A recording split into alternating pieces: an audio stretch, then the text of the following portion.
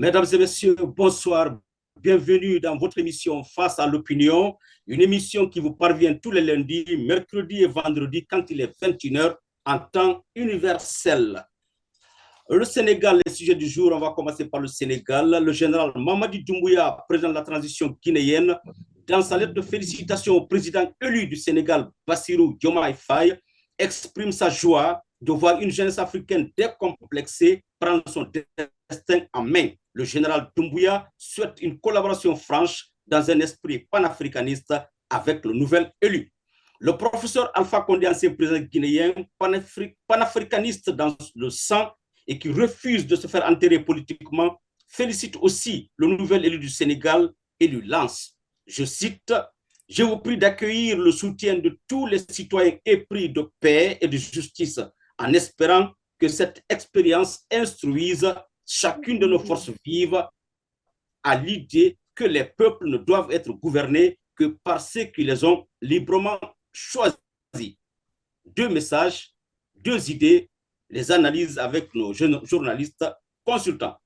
La CRIEF, pourquoi la Cour de répression des infractions économiques et financières de la Guinée reste-t-elle insensible aux larmes de ses accusés?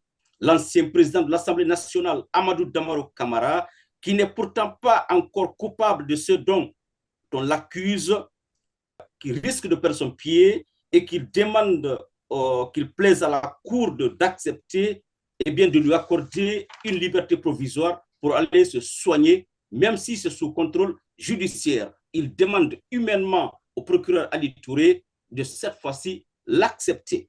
Les commentaires avec nos journalistes dans cette émission. Le premier président de la Guinée indépendante, Ahmed Sékou Touré, est décédé le 26 mars 1984, 40 ans après. Quelle conclusion pour nous tirer de l'évolution du pays, c'est-à-dire de la Guinée? Dame Babou, journaliste sénégalais, fondateur de la radio African Time, est notre invité. Il sera là tout à l'heure avec nous. Encore une fois, merci de nous suivre.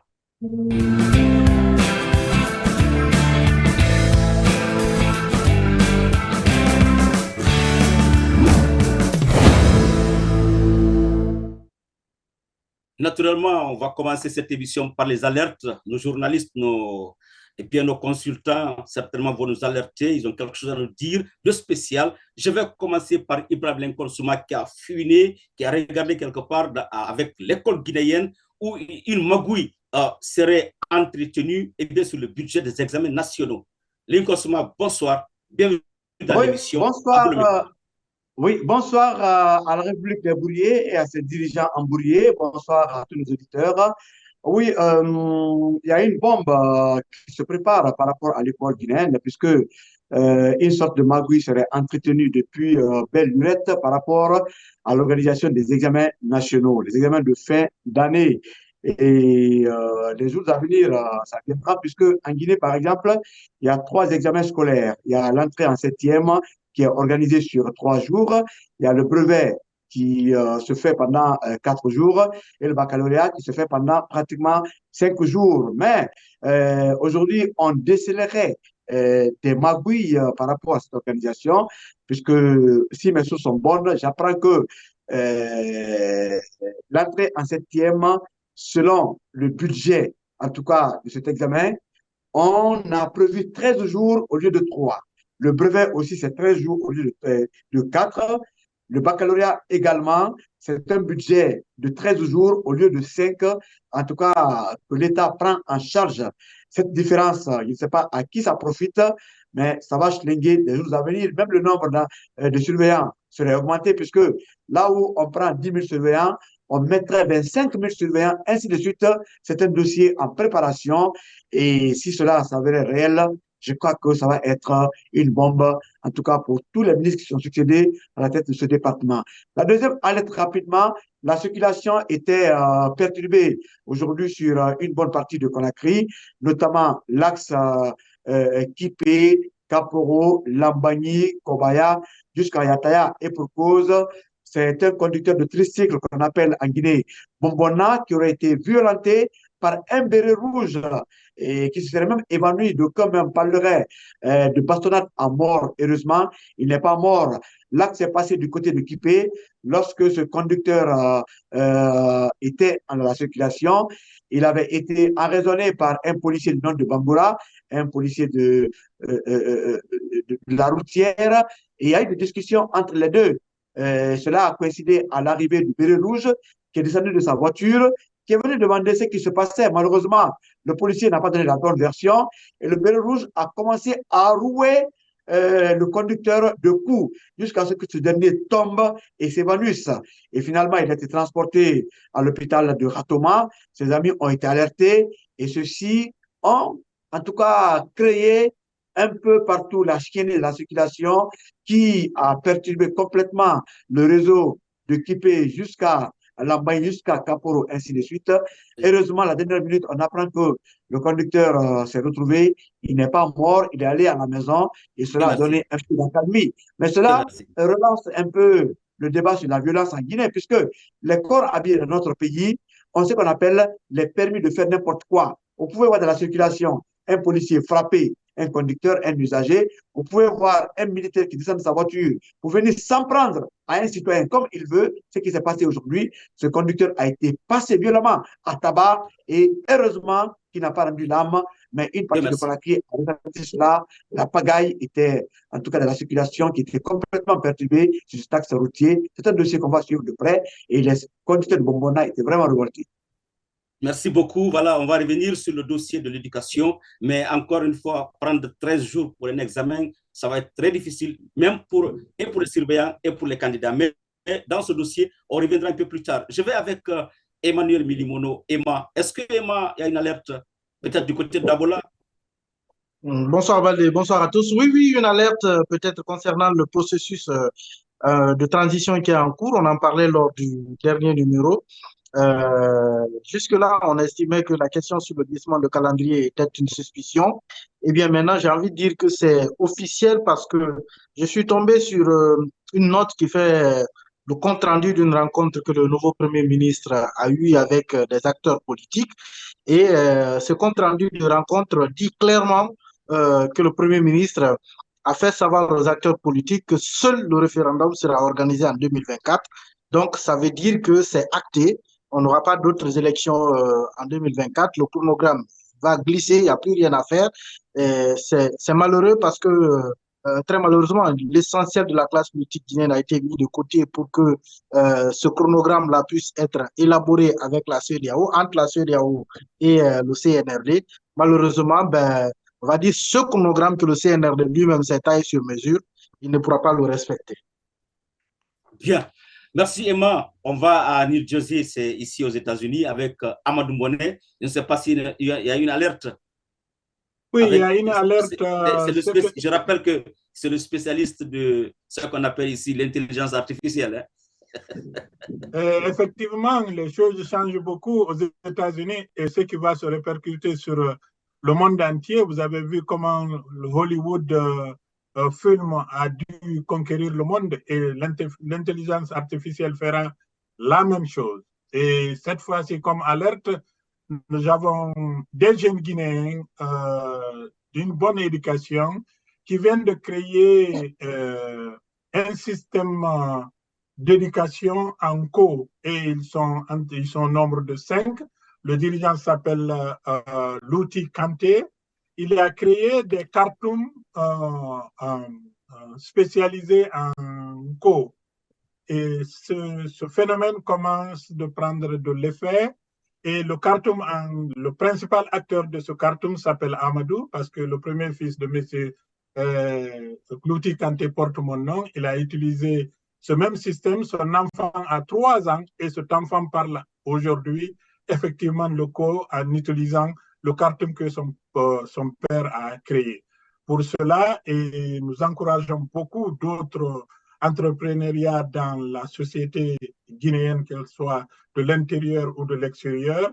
Mais effectivement, quand vous verrez de la manière dont ces jeunes, moins de 30 ans, se sont mis et ont travaillé sur ce cartoon, je crois que cela va prendre assez d'effet. Ils sont en train de travailler aujourd'hui et sur le CO et sur le halpoulard et puis le soussou. Et bientôt, ça sera sur le marché, mais nous avons actuellement l'onco qui a déjà été publié à plus de 250 000 abonnés là-dessus. Donc, ce qui veut dire que pour mieux faire comprendre et apprendre nos langues nationales à nos enfants qui vivent à l'extérieur, c'est l'une des belles manières au lieu de suivre aux États-Unis, Boani, Cocomelon et autres, ces enfants auront des chansons guinéennes, des habitudes guinéennes et des comportements à la guinéenne. Nous devons les encourager dans ce sens. Merci beaucoup, encouragement, et surtout dans la recherche scientifique, bien sûr. Sekou Keita, eh bien, l'enfant de Kissidougou. Allez-y, bonsoir. Oui, bonsoir. Bonsoir à tout le monde. Oui, il y en a toujours, mais seulement de passage, je voulais quand même dire un mot sur ce qu'a dit, disons, l'info donnée par Emmanuel, parce que je pense que les choses, on va dire, se redéfinissent peu à peu, parce que la réalité, c'est que M. Bahouri, parce que moi, l'info que nous avons et qu'on a estimé que cela pourrait être un jeu, c'est que M. Bahouri risque de se retrouver dans un système où utiliser un couteau à double tranchant. On apprend qu'il a été choisi pour que, premièrement, permettre au CNRD de refaire sa virginité en termes d'image, trouver quelqu'un qui soit, entre griffes, moins clivant, qui pourrait l'aider à avoir une rallonge d'une année de façon officielle, sans que lui-même ne soit obligé d'aller au charbon. Et donc, il a estimé que M. Bahouri était, dans une certaine mesure, l'homme qui pouvait lui permettre de gagner facilement ce pari-là. Mais ce qu'ils sont en train de faire, c'est la manière de s'y prendre. La manière de s'y prendre, déjà au niveau des forces vives, il faut s'attendre à une sorte d'implosion parce que le RPG Arc-en-Ciel commence déjà à se démarquer. Et de là, les démarches qu'on est en train de mener, est-ce que ça pourrait aboutir? Parce qu'il reste encore 9 mois pour qu'on parle, pour qu'on puisse nous dire qu'il était quasiment impossible. Le général Sekouba Konaté a pu faire une élection en 6 mois, tenir la transition en 6 mois. Et au-delà de ça, avec tout ce qui a été évoqué comme argument, on a vu la réaction du président. Et ce sont des manœuvres qui étaient prévisibles, mais sauf que, premièrement, si Bahouri parvient à décrocher cette année facilement pour le CNRD ayant déjà rempli ou atteint sa mission, est-ce que Bahouri va rester? Je ne crois pas, parce qu'on connaît le goût ou le choix de l'actuel président de la transition. Il préfère plutôt les premiers ministres qui diront à toute occasion oui, oui, donc des bénis oui, oui, et non un premier ministre qui soit capable de lui dire attention, non, ça ne marche pas et ça, c'est pas bon. Il sait que Bahouri n'est pas ce type de premier ministre.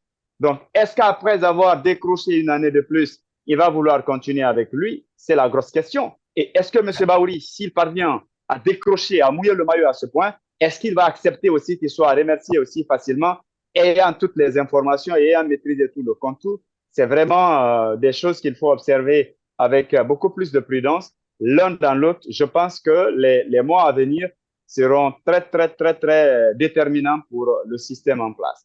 Alors, l'alerte. Oui, l'alerte. Oui, je reviens sur l'alerte. Alors, vous savez, on est dans un système de suspicion. La transition, vous le savez, depuis maintenant, depuis que ça a démarré, on a observé l'évolution, on a observé les stratégies qui ont été mises en place par le CNRD pour se maintenir ou tout au moins pour maîtriser ces sujets. Lorsqu'on analyse en profondeur, on se rend compte qu'il y a eu une certaine volonté de faire taire certaines voix dissonantes, si vous voulez, de faire disparaître tout au moins tous ceux qui peuvent s'opposer ou qui peuvent avoir des idées contraires à cette idée appelée la refondation. Maintenant, qu'est-ce qu'il est en train de se passer? Vous savez, on nous a annoncé que la nouvelle constitution pourrait être disponible ou la monture pourrait être disponible au premier trimestre de cette année. On est aujourd'hui vers la fin du mois de mars. Pour le moment, ce n'est pas disponible. Pourtant, le président l'a annoncé, le président du CNT aussi en avait fait la même chose. Mais pourquoi ça traîne? Alors, il y a des indiscrétions, il y a des infos. J'ose espérer que ces informations ne soient pas réelles, mais c'est que le CNRD a envie d'utiliser la Constitution comme une autre arme secours. C'est que si politiquement, on utilise la CRIEF pour faire taire Kassori, pour empêcher le président de l'UFDG, qui par favori, si vous voulez, un potentiel candidat aux futures élections, si donc Cellou est déjà à l'exil, ou tout au moins, il y a l'épée de la CRIEF qui plane sur sa tête. Sidia, qui s'est déjà installé en Côte d'Ivoire et qui n'a même pas l'intention de revenir tant que, selon lui, la situation restera confuse. Donc, du coup, si la CRIEF peut lui permettre d'écarter ces grands leaders, et donc ça permettra au CNRD soit de soutenir un candidat qui soit forcément quelqu'un qui pourrait manipuler ou qui pourrait défendre ses intérêts après, ou tout au moins présenter un membre du CNRD, parce qu'on ne connaît pas tous les membres du CNRD. Là également, il faut l'avouer. On nous a simplement dit le CNRD, c'est toute l'armée. Et alors, à quel moment on pourra faire la différence entre un candidat du CNRD et un simple militaire peut-être qui aurait ôté la tenue et qui se présenterait? On ne sait pas. Alors, c'était la première option que le CNRD comptait utiliser et qui, jusque-là, on ne dira pas ça marche, mais est arrivé à un niveau où, disons, commence à montrer ses limites. La tension monte, les syndicalistes ont déjà prouvé. Alors, qu'est-ce qui est en train de se passer? On veut cette fois-ci utiliser la Constitution pour aussi, justement, être sûr que ces candidats ne reviendront pas dans la course. Qu'est-ce qu'il faut faire? Il faut aller, il y a 2 articles problématiques qu'il faut insérer. Premièrement, il faut faire en sorte que l'âge de candidature, l'âge soit limité, par exemple, à 60 ans. Quand on dit 60, ça sous-entend que Cellou ne peut pas être candidat, que Kassori, même s'il est libre, ne peut pas être candidat. Le professeur Alpha Condé, on n'en parle pas. Sidia Touré, la même chose. Et là, en ce moment-là, on peut dire, ça risque de se tromper, que le CNRD n'a exclu personne. C'est la loi votée par le peuple, ou c'est la volonté du peuple de Guinée qui s'est appliquée. Et donc, on n'a pas à se casser la tête. L'autre article, c'est bien évidemment le sort des putschistes.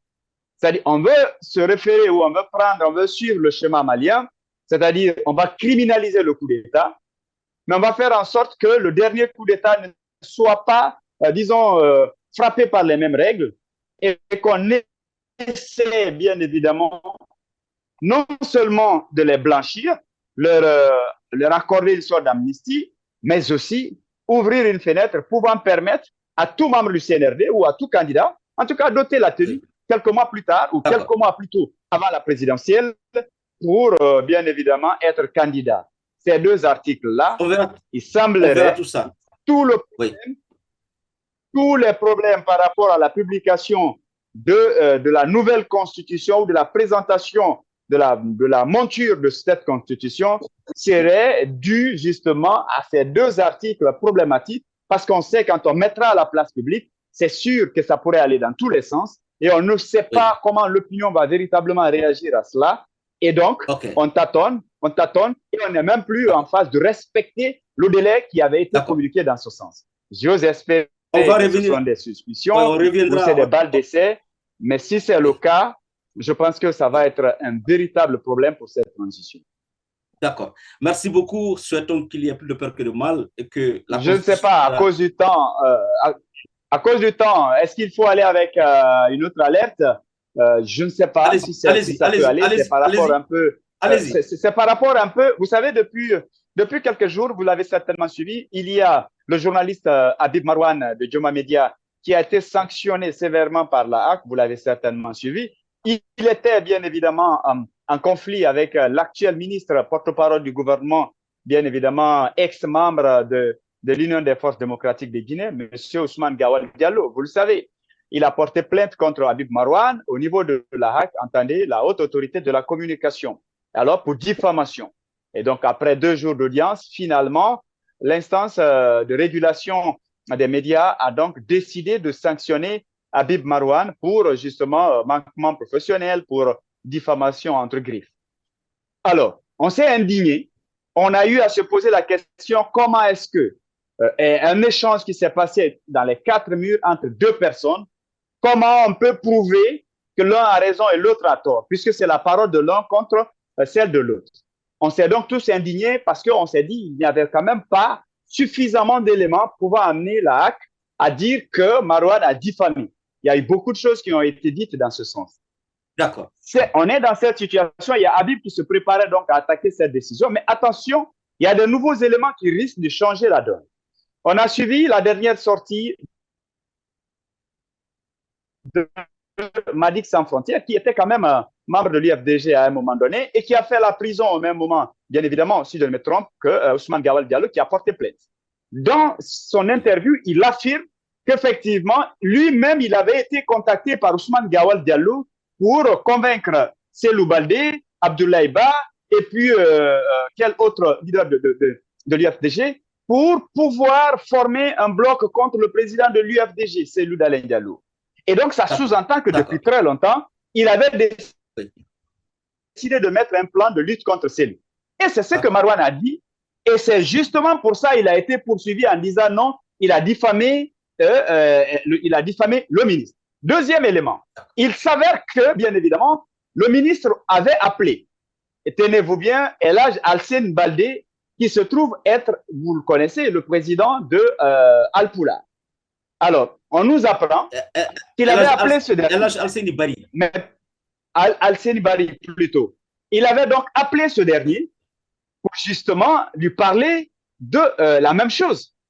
Et mieux, un des avocats de l'UFDG aurait encore été appelé par Ousmane Gawal Diallo pour bien évidemment lui parler de la même chose. Alors, ce qui sous-entend que Marouane avait bel et bien raison et qu'il avait été contacté par Ousmane Gawal Diallo dans le seul but de justement mener une lutte contre Selou Dalein Diallo.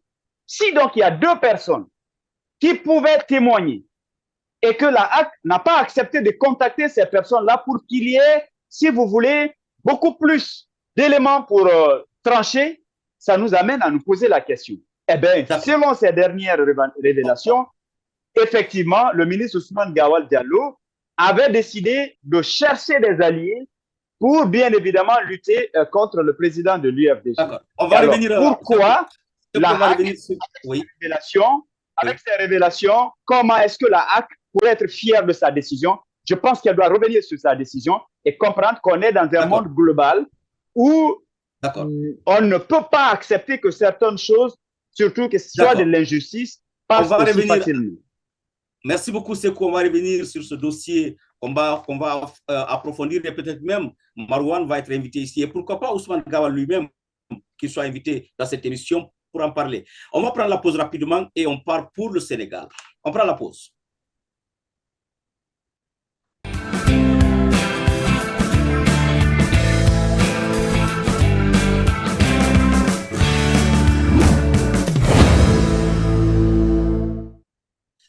Voilà, comme annoncé, notre invité est en ligne depuis Dakar. Il s'appelle Dambabou. Eh bien, Dambabou, c'est un journaliste consultant, également qui est fondateur de la radio African Time. Il est au Sénégal, à Dakar. Eh bien, il est avec nous dans cette émission. L'Inconsommable, allez-y pour votre première question, s'il vous plaît. Bienvenue. Alors, quelle est l'atmosphère aujourd'hui qui règne à Dakar après cette élection qui a connu une issue heureuse? Comment analysez-vous la réaction même du président élu, Bassirou Diomaye Faye? Bon, comme au Sénégal depuis pratiquement 1983, en dehors des événements de 1988, au lendemain d'une élection présidentielle, tout le monde va au travail. Donc, depuis lundi, tout le monde va au travail. Si on ne suit pas les médias, on oublie même qu'il y a eu des élections. Il y a de cela 3 jours. Donc, c'est ça la situation aujourd'hui au Sénégal. C'est vrai que comme dans beaucoup de pays africains, à la veille d'une élection présidentielle ou d'élection générale, le pays joue à se faire peur. Tout le monde est inquiet, tout le monde met en garde, tout le monde se dit mais évitons d'embraser le pays, etc.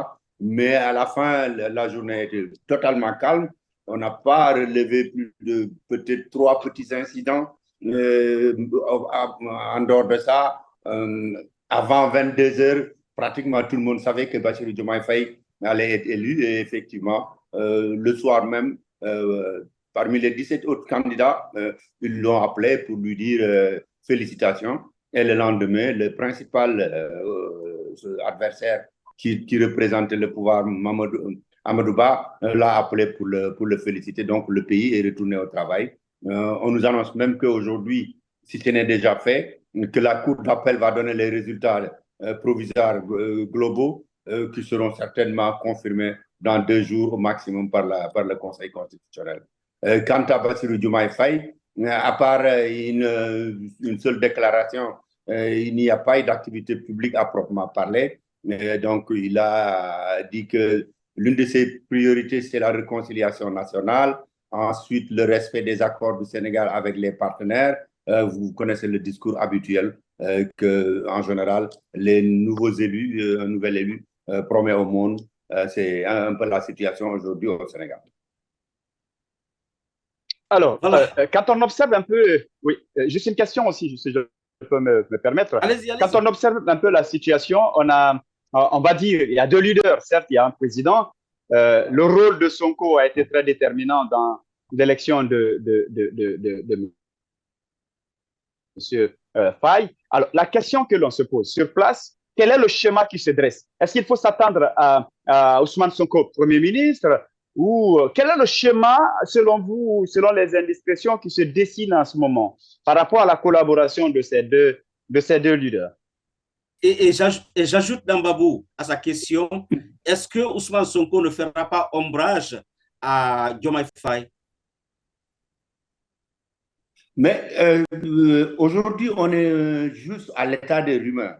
Il n'y a pas vraiment d'indiscrétion sérieuse quant au rôle que pourrait jouer Moussé Ousmane Sonko, parce qu'en réalité, beaucoup d'observateurs vous diront que c'est Ousmane Sonko, en fait, qui est élu dans le cœur des électeurs de PASTEF et de ses alliés. Donc, nécessairement, Ousmane Sonko jouera un rôle. Quel serait ce rôle-là?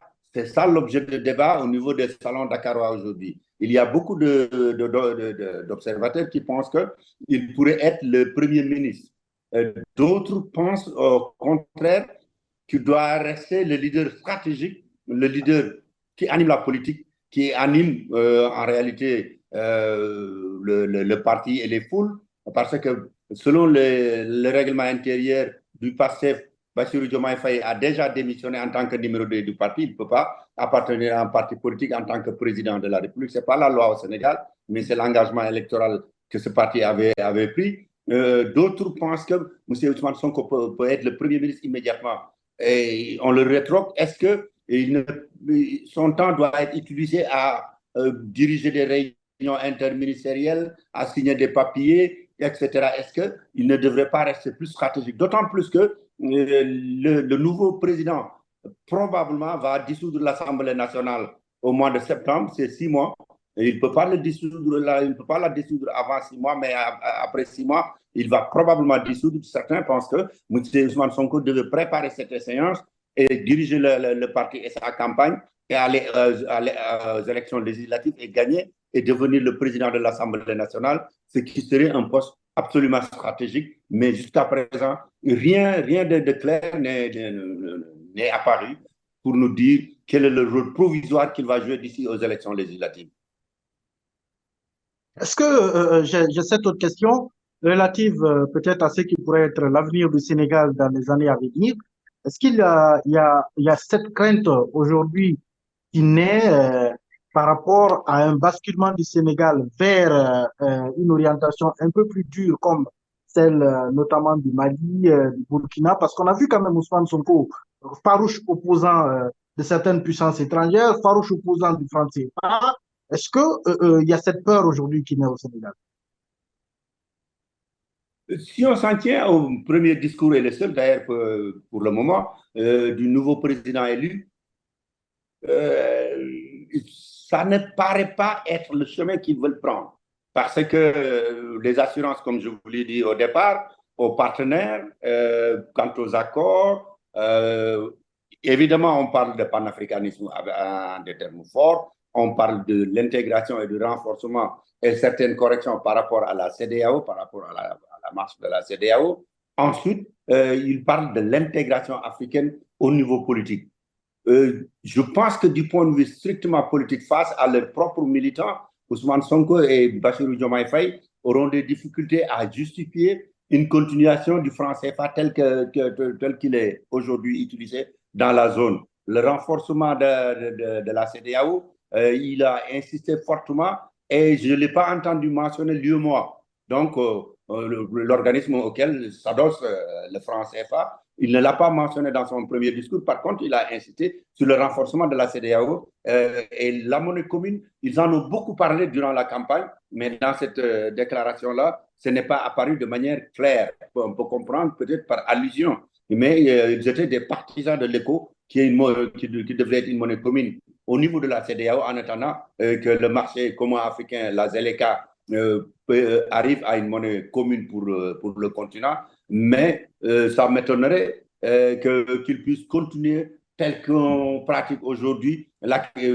question monétaire au Sénégal. Ce n'est pas pour rien d'ailleurs que l'un des premiers présidents occidentaux ou bien en dehors de l'Afrique à le féliciter, c'est Emmanuel Macron, qui a même poussé un peu le jeu à envoyer un message en français et en wolof.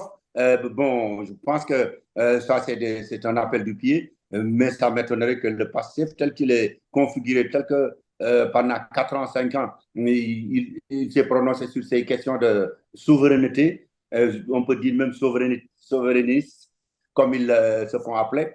Ça va être une question sur laquelle on va les suivre très, très rapidement. Bonnet.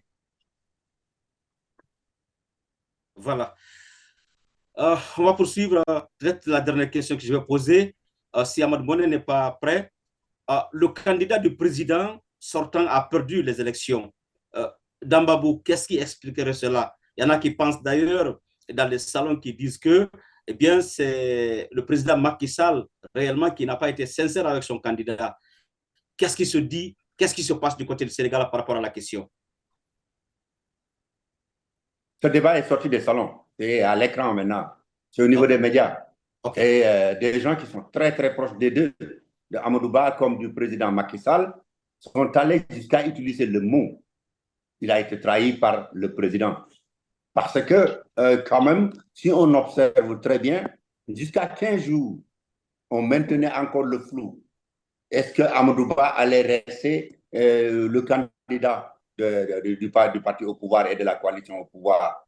Et puis ensuite, il n'y a pas eu un seul mot du président durant toute la période, ou même prononcer le nom de Amadou Ba en public. Alors que l'espoir probablement du camp d'Amadou Ba était que le président lui-même allait s'impliquer dans la campagne.